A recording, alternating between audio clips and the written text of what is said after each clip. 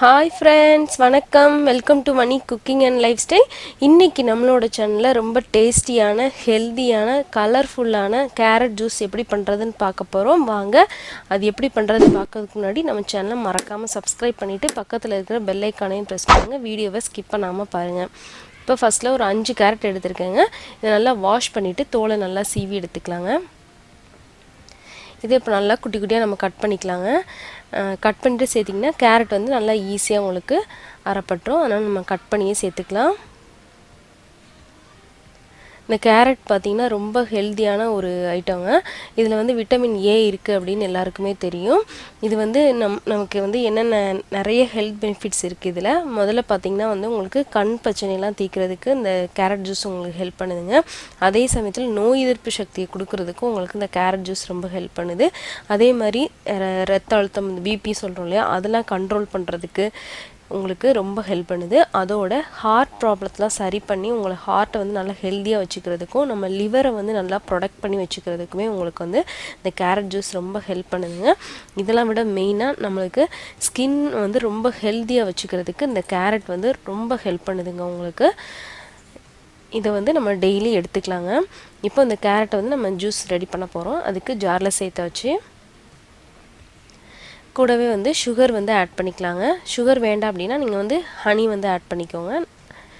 கூடவே வந்து ice cubes வந்து ஆட் பண்ணியிருக்கோம்.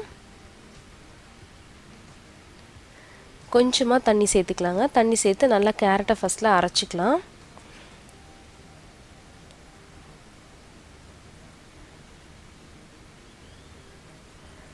இந்த மாதிரி கேரட்டு கொஞ்சம் அரைஞ்சதுக்கப்புறமா நம்ம வந்து ஜூஸுக்கு தேவையான அளவு தண்ணி சேர்த்துக்கலாங்க. நான் வந்து கொஞ்சமாக தான் சேர்த்துருக்கேங்க. நெக்ஸ்ட்டு இன்னொரு தடவை வந்து நான் வந்து அதை வந்து அரைக்க போகிறேன். அதனால் வந்து கொஞ்சமாக தான் தண்ணி சேர்த்துருக்கேன். இதை நல்லா நம்ம ஃபில்டர் பண்ணி எடுத்துக்கலாங்க. பெரியவங்க குடிக்கிறதுனா அப்படியே வந்து எடுத்துக்கலாங்க. அது வந்து சக்கை வந்து குடிக்கும்போது ஒரு மாதிரி இருக்கும் இல்லைங்களா, குழந்தைங்களுக்கு கொடுக்கும்போது ஃபில்டர் பண்ணிவிட்டு கொடுங்க. நல்லா இதை வந்து ஃபில்டர் பண்ணி எடுத்துக்கலாங்க.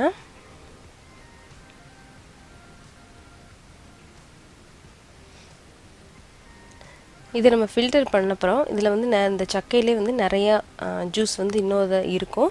அதனால் இன்னும் கொஞ்சம் தண்ணி ஊற்றி நம்ம வந்து அதை இன்னொரு தடவை நம்ம அரைச்சிக்கலாங்க.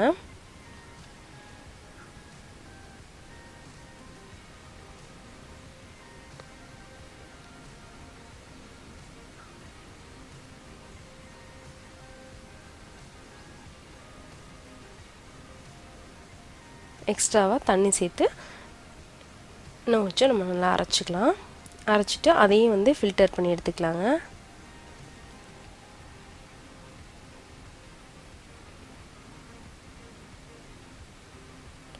பாருங்கள், இப்போ அது கலரே வந்து அந்த சக்கையோட கலரே வந்து நல்லா சேஞ்ச் ஆகிருக்கு பாருங்கள்.